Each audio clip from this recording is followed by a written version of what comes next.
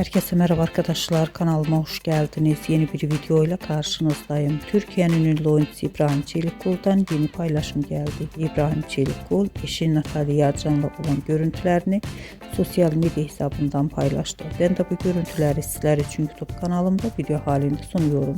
Umarım beğenirsiniz. Arkadaşlar, videomu beğendiyseniz kanalımı izlemeyi ve bildirimleri açık tutmayı unutmayın. Hoşça kalın.